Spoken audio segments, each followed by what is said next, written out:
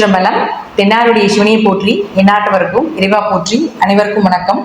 2025 எப்படி இருக்கும் அப்படிங்கிறத நம்ம பார்க்கலாம். இந்த புத்தாண்டுல 4 கிரக பயிற்சிகளாக போகுது. குரு, சனி, ராகு, கேது 4 பேருமே பெரிய கிரகங்கள், வருட கிரகங்கள்னு சொல்லுவோம். இந்த வருட கிரகங்கள் எல்லாமே இந்த வருஷம் மாறுறாங்க. ஒவ்வொரு ராசிக்கும் எந்த மாதிரி பலன்களை கொடுப்பார் அப்படிங்கிறத பார்க்கலாம். குரு பகவானை பொறுத்த வரைக்கும் பெருசா ஒன்றும் பாதிப்பை கொடுக்க மாட்டார். மறைந்திருந்தாலும் ஒரு யோகத்தை கண்டிப்பாக கொடுப்பார். இந்த ராகு வளர்ச்சியை கொடுத்தாலும் ஒரு கெடுதலையும் கொடுத்து ஒரு சம்பவத்தை செஞ்சுட்டு போயிடும். கேது அப்படின்னு சொல்லக்கூடியவர் தடை தாமதத்தை கொடுத்தாலும் கூட உங்களுக்கு என்ன மாதிரி விஷயங்களை கொடுப்பார் அப்படின்னு பார்த்துட்டீங்கன்னா, சைலண்டா செய்யக்கூடிய விஷயம் எல்லாமே கேதுங்க. எல்லாத்தையும் பிரம்மாண்டப்படுத்தி செய்யக்கூடியது எல்லாமே ராகு. வெளிப்படைய சத்தமா செய்யறது எல்லாமே ராகு. கேது சைலண்டா சம்பவம் பண்ணக்கூடியது கேது தான். அடுத்தது சனி பகவான். இந்த சனி அப்படின்னு பார்த்துட்டீங்கன்னா இந்த வருஷம் ஏன்னா இருக்கிறதுல 2.5 வருஷத்துக்கு ஒரு தடவை மாறக்கூடிய கிரகம் அப்படிங்கிறது பெரிய கிரகம் அப்படிங்கிறது நம்ம சனியை சொல்லுவோம். அப்ப சனி பகவான் உங்களுக்கு கும்பத்திலிருந்து மீனத்துக்கு போக போறார். அப்புறம் ராகுவோட இணையக்கூடிய ஒரு 2 மாதங்கள், அதற்கப்புறம் பார்த்தீங்கன்னா 2.5 வருட காலங்கள் அந்த வீட்டுலதான் இருக்க போறார். அப்ப சனி பகவான் என்ன பண்ணுவார் அப்படின்னு அனுபவத்தையும் கொடுத்து பாடத்தையும் கற்றுக் கொடுத்து ஒரு ஆசானாக செயல்படக்கூடியவர் சனி பகவான். அப்போ இந்த சனி பகவான், ராகு பகவான், கேது பகவான், குரு பகவான் இவங்க எல்லாம் என்னென்ன செய்ய போறாங்க அப்படிங்கிறத நம்ம ஒவ்வொரு ராசிக்கும் எப்படி இருக்கும் அப்படிங்கிறத நம்ம முழுமையா பார்க்கலாம். ரிஷப ராசிக்கு உண்டான 2025 எப்படி இருக்கும் அப்படிங்கிறத பார்க்கலாம். இது உங்களுடைய ராசி. உங்க ராசியில பாருங்க சந்திரன் அப்படின்னு நீங்க போட்டிருப்பார். உங்க ராசிக்கு நிறைய குரு இருப்பார். இப்போ எப்பவுமே பார்த்துட்டீங்கன்னா நான் ஃபர்ஸ்டே சொல்லியிருக்கிறது போல குரு பகவான் ரிஷப ராசிக்கு 8 மற்றும் 11ஆம் அதிபதி. அவமானத்தையும் கொடுப்பார், அதிர்ஷ்டத்தையும் கொடுப்பார் அப்படிங்கறத நான் சொல்லியிருக்கேன். அப்போ அவமானத்துக்கு அப்புறம் அதிர்ஷ்டமா இல்ல அதிர்ஷ்டம் வந்ததுக்கு அப்புறம் ஒரு அவமானமா அப்படிங்கிறது உங்க ஜாதகத்துல குரு இருப்பதை பொறுத்து அப்படிங்கிறது முற்றிலும் உண்மை. இப்ப இந்த குரு பகவான் இங்க இருக்கார். ஃபர்ஸ்ட் இந்த குரு பகவான் உங்களுக்கு மே மாதம் வரைக்கும் இருக்கார். இந்த மே மாதத்திற்கு அப்புறம் பார்த்துட்டீங்கன்னா உங்களுக்கு 2ஆம் வீடு அப்படின்னு சொல்லக்கூடிய தனஸ்தானத்துக்கு பயிற்சியாக போகிறார். குரு உங்களுடைய ராசியில் இருக்கிற வரைக்கும் உங்களுக்கு ஒரு பொறுமை, நிதானம், சகிப்புத்தன்மை, விட்டு கொடுத்து போவது, ஒரு பரோபகாரம், மற்றவர்களை பார்த்து இரக்கப்படுவது, இது எல்லாமே குரு கொடுப்பார். வேண்டாம், தப்பு செய்ய வேண்டாம், நேர்மையான வழியில போலாம், கடவுள் இருக்கார், நம்மள ஒரு ஸ்பிரிச்சுவல் லைஃப் நம்மளை கொண்டு போயிட்டு இருக்கு, எந்த இதா இருந்தாலும் சரி நம்மள ஒருத்தர் வழி நடத்துவார், நல்ல குரு கிடைப்பார் அப்படிங்கிறது எல்லாமே கிடைச்சிருப்பார். அப்படிங்கிறது எல்லாமே குரு இங்க ரிஷபத்தில் இருக்கிற வரைக்கும் தான்.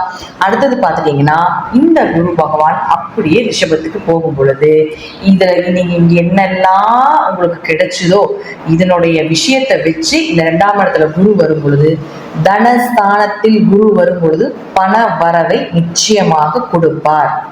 பணப்புழக்கங்கள், சுப நிகழ்ச்சிகள், பொருளாதார வளர்ச்சி 2025 மே மாதத்திற்கு மேல ரிஷபத்துக்கு மிகப்பெரிய ஒரு ஜாக்பாட் மாதமாக அமையும் அப்படிங்கிறதுல மாற்றமே கிடையவே கிடையாது. எப்படி இருந்தாலும் ரிஷபம் ஜெயிக்கும்.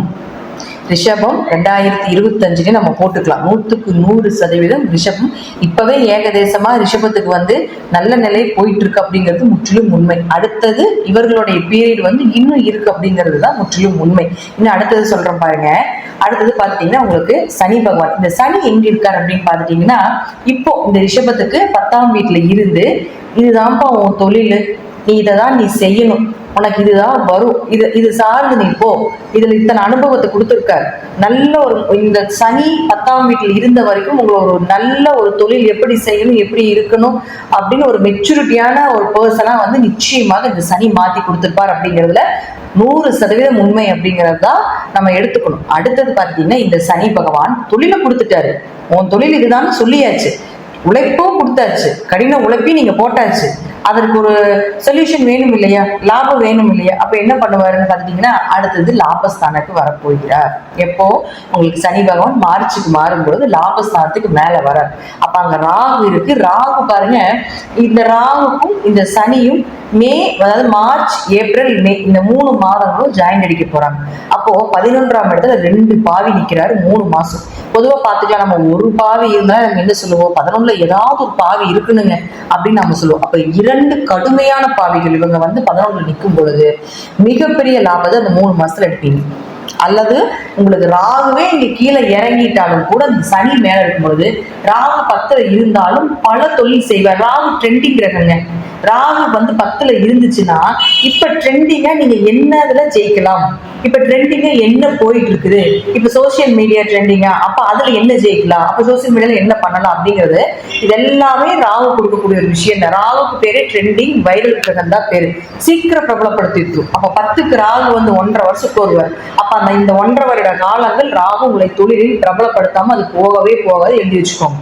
அதே போல சனி பகவான் நீங்க 2.5 வருஷம் இருப்பாருங்க 11ஆம் வீட்டுல. இந்த 2.5 வருடம் காலமும் உங்களுக்கு நீங்க டெய்லி எழுதி வச்சுக்கோ, உங்களுக்கு உண்டான பீரியட்.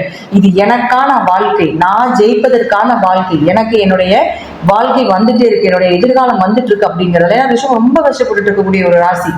லாஸ்ட் ஒரு 2 வருஷத்துக்கு முன்னாடி இப்போ ஒவ்வொரு படியா மேல ஸ்டெப் ஏறியாச்சு. இந்த ஏறின ஸ்டெப்புக்கு கண்டிப்பாக ஒரு வளர்ச்சி இருக்கணுமா? அப்ப அந்த வளர்ச்சி யாரு கொடுக்க போகிறாருன்னா இந்த ராகுவும் சனி. இவங்க 2 பேரும் மாறக்கூடிய நாட்கள் உங்களுக்கு பொற்காலம். குபேரன் உங்க வீட்டில் வாசல் செய்யக்கூடிய காலம் நீங்க எழுதி வச்சுக்கோங்க. இந்த சனி பகவான் இங்க இருக்கிற வரைக்கும் உங்களுடைய பண வளர்ச்சி அப்படிங்கிறது நிச்சயமா உண்டு. அடுத்து கேது பகவான். கேது பாருங்க உங்களுடைய ராசிக்கு 4ஆம் வீட்டுக்கு வருவார். இப்போ கேது வந்து சைலண்டா சம்பவம் பண்ணிட்டு போறது கேது.